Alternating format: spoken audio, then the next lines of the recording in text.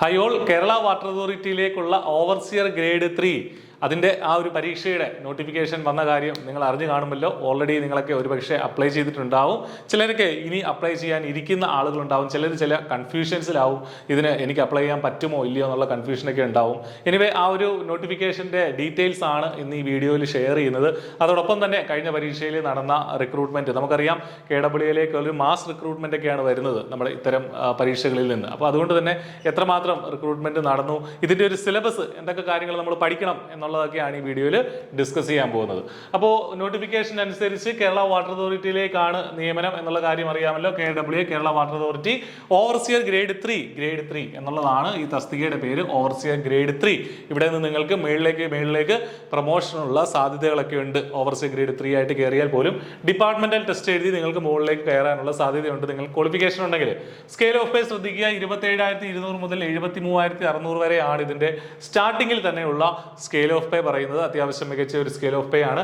Number of vacancies anticipated vacancies എന്നാണ് പറയുന്നത്. പക്ഷേ കഴിഞ്ഞ തവണ നമുക്കറിയാം 800-ലേറെ നിയമനങ്ങൾ ഈ ഒരു ലിസ്റ്റിൽ നടന്നിട്ടുണ്ട്. അപ്പോൾ അതുകൊണ്ട് തന്നെ ആന്റിസിപ്പേറ്റഡ് വേക്കൻസീസ് എന്ന് പറഞ്ഞാലും ഒരുപാട് നിയമനങ്ങൾ നടക്കാൻ സാധ്യതയുള്ള ഒരു പരീക്ഷ തന്നെയാണ്, ഒരു തസ്തിക തന്നെയാണ്. ലാസ്റ്റ് ഡേറ്റ് പരീക്ഷയ്ക്കായിട്ട് അപ്ലൈ ചെയ്യാനുള്ള ലാസ്റ്റ് ഡേറ്റ് മെയ് 2-ാം തീയതിയാണ്. അപ്പോൾ ഇതുവരെ നിങ്ങൾ അപ്ലൈ ചെയ്തിട്ടില്ലെങ്കിൽ എത്രയും വേഗം ഇപ്പോൾ ഈ വീഡിയോ കണ്ട ശേഷം നമ്മുടെ PSCയുടെ പ്രൊഫൈലിൽ ചെന്ന് 1 day രജിസ്ട്രേഷൻ വഴി നിങ്ങൾക്ക് നിങ്ങളുടെ നോട്ടിഫിക്കേഷനൊക്കെ എടുത്ത ശേഷം അപ്ലൈ നൗ ബട്ടൺ കൊടുത്ത് അപ്ലൈ ചെയ്യുക. ഓക്കെ. ഏജ് ലിമിറ്റ് എന്ന് പറയുന്നത് ജനറൽ കാൻഡിഡേറ്റ്സ് ആണെങ്കിൽ 18 വയസ്സ് മുതൽ 36 വയസ്സ് വരെ, 36 വയസ്സാണ് ഏജ് ലിമിറ്റ് എന്ന് മനസ്സിലാക്കുക. കൃത്യമായിട്ട് ഡേറ്റ് ഓഫ് ബർത്തും കൊടുത്തിട്ടുണ്ട്. 2/1/1988, അതായത് 1988 ജനുവരി 2-ന് ശേഷം ജനിച്ച ആളുകൾക്കെല്ലാം ഈ പരീക്ഷയ്ക്ക് വേണ്ടിയിട്ട് അപേക്ഷിക്കാൻ സാധിക്കും. റിസർവേഷൻ ഉണ്ടെങ്കിൽ OBC ആണെങ്കിലോ SC/ST ആണെങ്കിലോ നിങ്ങൾക്ക് യൂഷ്വലായിട്ട് PSC കിട്ടുന്ന ഏജ് റിലാക്സേഷൻ ഇവിടെയും കിട്ടും എന്ന് മനസ്സിലാക്കുക. ഓക്കെ. ഇനി ഇതാണ് നമുക്ക് ഇതിന്റെ ക്വാളിഫിക്കേഷനിലേക്ക് പോകേണ്ടത്. പലർക്കും കൺഫ്യൂഷൻ ഉള്ളത് അവിടെ ആയിരിക്കും. SSLC വിജയിക്കണം, അതൊന്ന്. രണ്ടാമത് national trade certificate NTC certificate awarded by the national council for vocational training in the trade draftsman civil അല്ലെങ്കിൽ മെക്കാനിക്കൽ, അതായത് ഡ്രാഫ്റ്റ്സ്മാൻ സിവിലോ ഡ്രാഫ്റ്റ്സ്മാൻ മെക്കാനിക്കലോ പഠിച്ച, അതായത് സിവിൽ വിങ്ങിലുള്ള ആളുകൾക്കും മെക്കാനിക്കൽ വിങ്ങിലുള്ള ആളുകൾക്കും ഈ പരീക്ഷയ്ക്കായിട്ട് അപ്ലൈ ചെയ്യാം. ഡ്രാഫ്റ്റ്സ്മാൻ സിവിലോ ഡ്രാഫ്റ്റ്സ്മാൻ മെക്കാനിക്കലോ പഠിച്ച ITI സർട്ടിഫിക്കറ്റ് ഉള്ള NTC സർട്ടിഫിക്കറ്റ് ITI ഉള്ള ആളുകൾക്ക് ഇതിന് അപേക്ഷിക്കാം. അപ്പോൾ ITI ഡ്രാഫ്റ്റ്സ്മാൻ അല്ലെങ്കിൽ ITI ഡ്രാഫ്റ്റ്സ്മാൻ സിവിൽ അല്ലെങ്കിൽ ഡ്രാഫ്റ്റ്സ്മാൻ മെക്കാനിക്കൽ ആണ് നമ്മുടെ ബേസിക് ക്വാളിഫിക്കേഷൻ എന്ന് മനസ്സിലാക്കുക. 2 വർഷത്തെ കോഴ്സാണത്. അതിനുശേഷം അല്ലെങ്കിൽ KGCE Kerala government certificate examination എന്നൊരു സർട്ടിഫിക്കറ്റ് ഉണ്ട്. അത് നമുക്കറിയാം. എഞ്ചിനീയറിംഗ് ഇൻ സിവിൽ അല്ലെങ്കിൽ മെക്കാനിക്കൽ, സിവിൽ ട്രേഡിലോ മെക്കാനിക്കൽ ട്രേഡിലോ ഉള്ള KGCE സർട്ടിഫിക്കറ്റ് ഉണ്ടെങ്കിൽ നിങ്ങൾക്ക് ഈ പരീക്ഷയ്ക്കായിട്ട് അപേക്ഷിക്കാൻ സാധിക്കും. അതും 2 വർഷത്തെ കോഴ്സ് തന്നെയാണ്. അപ്പോൾ ഇതാണ് ഇതിന്റെ ബേസിക് ആയിട്ടുള്ള ക്വാളിഫിക്കേഷൻ പറഞ്ഞിരിക്കുന്നത്. അതേസമയം PSC ഇതേ നോട്ടിഫിക്കേഷനിൽ തന്നെ കഴിഞ്ഞ തവണ ഇക്വലന്റായി സ്വീകരിച്ച ക്വാളിഫിക്കേഷൻസിന്റെ കാര്യവും ഈ നോട്ടിഫിക്കേഷനിൽ പ്രത്യേകം എടുത്തു പറയുന്നുണ്ട്. അപ്പോൾ അത് ഏതൊക്കെയാണെന്ന് നോക്കാം. അപ്പോൾ VHSC സിവിൽ പഠിച്ച ആളുകൾക്ക് ഈ പരീക്ഷയ്ക്കായിട്ട് അപ്ലൈ ചെയ്യാമെന്നാണ് PSC പറയുന്നത്. കാരണം ഇക്വലന്റ് ക്വാളിഫിക്കേഷൻസ്, ഇക്വലന്റ് അല്ലെങ്കിൽ higher qualifications accepted in the previous selections of this post എന്നാണ് PSCനകത്ത് പറയുന്നത്. VHSC അല്ലെങ്കിൽ ITI ITC സിവിൽ ഡ്രാഫ്റ്റ്സ്മാൻ പഠിച്ചവർക്ക് NAC സർട്ടിഫിക്കറ്റ് ഉണ്ടെങ്കിൽ നിങ്ങൾക്ക് അപ്ലൈ ചെയ്യാം. സിവിൽ ഡ്രാഫ്റ്റ്സ്മാൻ ആണെങ്കിൽ SCVT, സ്റ്റേറ്റ് ചിലടത്ത് NCVTക്ക് പകരം SCVT സർട്ടിഫിക്കറ്റ് ആണുള്ളത്, അത് അപ്ലൈ ചെയ്യാം. പോളിടെക്നിക് ഡിപ്ലോമ ഇൻ സിവിൽ ആണെങ്കിൽ നിങ്ങൾക്ക് അപ്ലൈ ചെയ്യാം.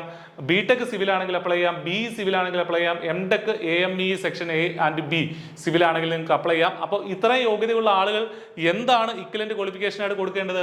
NTC ഡ്രാഫ്റ്റ്സ്മാൻ സിവിൽ എന്നുള്ളതാണ് കൊടുക്കേണ്ടത്. അതായത് നിങ്ങളെ പ്രൊഫൈലിൽ ചെല്ലുമ്പോൾ നിങ്ങൾക്ക് ഒരു പക്ഷേ BTech സിവിൽ ആയിരിക്കും ഉണ്ടാവുക, പക്ഷെ നിങ്ങൾ ഇന്നെലിജിബിൾ എന്ന് കാണിക്കുക. അപ്പോൾ അപ്ലൈ യൂസിങ് ഇക്വലന്റ് ക്വാളിഫിക്കേഷൻ എന്ന് നമുക്ക് കാണിക്കാൻ സാധിക്കും. നമുക്ക് അത് വെച്ച് അപ്ലൈ ചെയ്യാൻ പറ്റും. അപ്പോൾ ഏത് ഇക്വലന്റ് ക്വാളിഫിക്കേഷൻ അവിടെ ചൂസ് ചെയ്യേണ്ടത്?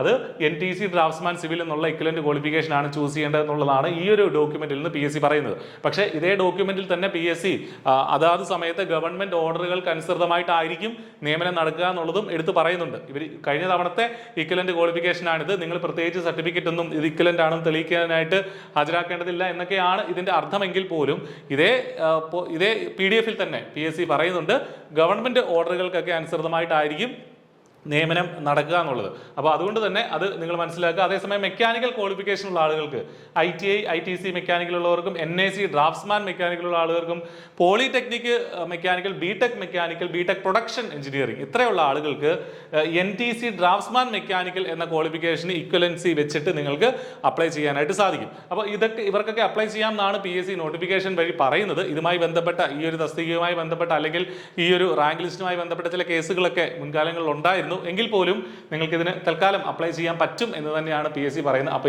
ഇതിനു വേണ്ടി അപ്ലൈ ചെയ്യുക, നിങ്ങൾ പഠിക്കുക. കാരണം ഈ ഒരു പാഠഭാഗങ്ങൾ, ഇതിന്റെ സിലബസ് പാഠഭാഗങ്ങൾ എന്താണെങ്കിലും നമുക്ക് മറ്റു പരീക്ഷകൾക്കായിട്ടും എന്താണെങ്കിലും ഉപകാരപ്പെടും. മാത്രമല്ല ഒരുപാട് അഡ്വൈസുകൾ വരുന്ന ഒരു പോസ്റ്റ് കൂടിയാണ്. അതുകൊണ്ട് ഈ ഒരു അവസരം നിങ്ങൾ മിസ്സാക്കരുത്. നിങ്ങൾക്ക് അപ്ലൈ ചെയ്യാൻ പറ്റുമോ ഇല്ലയോ എന്നൊക്കെ ആലോചിച്ച് മിസ്സാക്കേണ്ട കാര്യമില്ല. കാരണം ഓവർസിയർ കഴിഞ്ഞ തവണത്തെ ഇപ്പോഴുള്ള നിലവിലൊരു റാങ്ക് ലിസ്റ്റ് നിലവിലുണ്ട് ഈ ഒരു പരീക്ഷയ്ക്ക് വേണ്ടിയിട്ട്. നമുക്കറിയാം 2021/4/2022 അതായത് ഏപ്രിലാണ്, ഈ 2022 ഏപ്രിലാണ് റാങ്ക് ലിസ്റ്റ് നിലവിൽ വന്നത്. 819 അഡ്വൈസുകൾ ഓൾറെഡി റാങ്ക് ലിസ്റ്റിൽ നിന്ന് പോയി കഴിഞ്ഞു. അപ്പൊ നോക്കുക എത്രമാത്രം വേക്കൻസികൾ ഉണ്ടെന്നുള്ളത്. അതായത് ഇത് അവസാനിക്കുന്നത് 2025 ഏപ്രിലേ അവസാനിക്കുള്ളൂ. അടുത്ത വർഷം ഏപ്രിലേ അവസാനിക്കുള്ളൂ. അപ്പോൾ ഈ പരീക്ഷ നിലവിൽ ഇപ്പോൾ വിളിച്ചിരിക്കുന്ന പരീക്ഷ നടക്കണമെങ്കിലും മിക്കവാറും ഈ പരീക്ഷ അടുത്ത വർഷം ആദ്യമേ കാണുകയുള്ളൂ. ആ പരീക്ഷ നടന്ന് റാങ്ക് ലിസ്റ്റ് ഒക്കെ ആവുന്നത് ഇതിന്റെ എക്സ്പയറിക്ക് ശേഷമായിരിക്കും. അപ്പോഴത്തേനെ ഇതിന്റെ റാങ്ക് ലിസ്റ്റ് ആവുള്ളൂ. അടുത്ത 3 വർഷവും അതിനുശേഷമുള്ള 3 വർഷവും ഇത്രയും തന്നെ വേക്കൻസികളൊക്കെ വരാൻ സാധ്യതയുണ്ട്. അതുകൊണ്ട് ഒട്ടും നിങ്ങൾ മടിക്കേണ്ട, നന്നായിട്ട് പഠിക്കേണ്ട ഒരു തസ്തിക തന്നെയാണ്. I+ ഈ പരീക്ഷയ്ക്ക് വേണ്ടിയിട്ട് ഇന്റൻസീവ് ആയിട്ടുള്ള കോച്ചിങ് ഒരുക്കുന്നുണ്ട്. വളരെ ചെറിയ ഫീസിൽ I+ന്റെ കോഴ്സിൽ ജോയിൻ ചെയ്യാം. ഈ വീഡിയോടൊപ്പമുള്ള ഡിസ്ക്രിപ്ഷനിൽ കോഴ്സിന്റെ വിശദാംശങ്ങളൊക്കെ ഉണ്ട്. ഇനി ഇതിന്റെ ഒരു ടെന്റേറ്റീവ് ആയിട്ടുള്ള ഒരു സിലബസ് നോക്കുകയാണെങ്കിൽ നമുക്കറിയാം 2 വിഭാഗത്തിലുള്ള ആളുകൾക്ക് ഇതിന് അപ്ലൈ ചെയ്യാമല്ലോ, മെക്കാനിക്കലുകാർക്കും സിവിലുകാർക്കും. അപ്പോൾ ഇതിന്റെ രണ്ടിന്റെയും കാര്യങ്ങൾ നമ്മൾ പഠിക്കേണ്ടതായിട്ടുണ്ട്. മെക്കാനിക്കൽ എഞ്ചിനീയറിംഗിൽ നോക്കുകയാണെങ്കിൽ വർക്ക്ഷോപ്പ് സയൻസ് ആൻഡ് കാൽക്കുലേഷൻ, അത് സിവിലും ഉണ്ട്. Workshop science and calculation, machine ടൂൾസിന്റെ കുറച്ച് കാര്യങ്ങളൊക്കെ നമ്മൾ പഠിക്കേണ്ടതായിട്ടുണ്ട്. ബേസിക് ആയിട്ടുള്ള കാര്യങ്ങൾ, IC എഞ്ചിൻസ് എന്താണെന്ന് മനസ്സിലാക്കേണ്ടതായിട്ടുണ്ട്. Power transmission, belt drive, gear drive തുടങ്ങിയ കാര്യങ്ങൾ പഠിക്കണം. മെഷീൻ ഡ്രോയിങ് ഉദ്ദേശിക്കുന്നത് സ്ക്രൂ ത്രെഡ്സ് തുടങ്ങിയ കാര്യങ്ങളൊക്കെയാണ്. എഞ്ചിനീയറിംഗ് ഡ്രോയിങ്ങിന്റെ ബേസിക് ആയിട്ടുള്ള കാര്യങ്ങൾ ഇതൊക്കെ സിവിലുകാരും പഠിക്കുന്നതാണ്. കമ്പ്യൂട്ടർ ആപ്ലിക്കേഷൻ ഉദ്ദേശിക്കുന്ന AutoCAD ആണ് പ്രധാനമായിട്ടുമുള്ളത്, അതും സിവിലുകാർ പഠിക്കുന്നതാണ്. ദെൻ സിവിൽ എഞ്ചിനീയറിംഗിൽ എക്സ്ക്ലൂസീവ് ആയിട്ട് ബിൽഡിംഗ് കൺസ്ട്രക്ഷൻ നമുക്ക് പഠിക്കാനുണ്ട്, എസ്റ്റിമേഷൻ ആൻഡ് കോസ്റ്റിംഗ് പഠിക്കാനുണ്ട്, ഇറിഗേഷൻ പഠിക്കാനുണ്ട്, ട്രാൻസ്പോർട്ടേഷൻ ഉദ്ദേശിക്കുന്ന റോഡ് അതിനെപ്പറ്റി പഠിക്കാനുണ്ട്. ദെൻ വർക്ക്ഷോപ്പ് സയൻസ്, സർവേയിങ്ങിന്റെ ചില കാര്യം, ചെയിൻ സർവേയിങ് ഉൾപ്പെടെയുള്ള കാര്യങ്ങളും ഇവിടെ നമുക്ക് പഠിക്കേണ്ടതായിട്ടുണ്ട്. അപ്പോൾ ഇതാണ് നമുക്ക് പഠിക്കാനുള്ള ഒരു സിലബസ്. അപ്പോൾ നേരത്തെ തന്നെ പഠിച്ചു തുടങ്ങുക. നിങ്ങൾക്കറിയാം ഈ ഒരു സിലബസ് എന്ന് പറയുന്ന പല പരീക്ഷകൾക്കായിട്ട് നമുക്ക് യൂസ്ഫുൾ ആയി വരുന്ന സിലബസ് തന്നെയാണ്. ഒരുപാട് വേക്കൻസികളുള്ള ഈ ഒരു പോസ്റ്റിലേക്ക് നിങ്ങൾ നിങ്ങളുടെ അവസരം നഷ്ടപ്പെടുത്തരുത്. എത്രയും നേരത്തെ നിങ്ങൾ പഠിച്ചു തുടങ്ങുന്നോ അത്രയും കൂടുതൽ ചാൻസ് നമുക്ക് കിട്ടുകയാണ് പരീക്ഷ പാസ്സാവാൻ വേണ്ടിയിട്ട്. മാത്രമല്ല ഈ KAA ഗ്രേഡ് 3യുടെ നോട്ടിഫിക്കേഷൻ കഴിഞ്ഞ തവണ വന്നപ്പോൾ അത് വീണ്ടും വരുന്ന കുറേ അധികം നോട്ടിഫിക്കേഷൻസിന്റെ ഒരു സ്റ്റാർട്ടിംഗ് പോയിന്റ് ആയിരുന്നു അല്ലേ.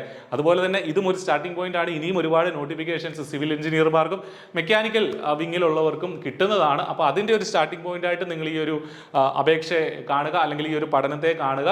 അപ്പോൾ എത്രയും വേഗം പഠിച്ചു തുടങ്ങുക. ഒരു കോച്ചിങ്ങിന്റെ സഹായം ആവശ്യമുണ്ടെങ്കിൽ I+ നിങ്ങളോടൊപ്പം ഉണ്ടാകും. ചെറിയ ഫീസിൽ I+ന്റെ കോഴ്സിൽ നിങ്ങൾക്ക് എൻറോൾ ചെയ്യാം.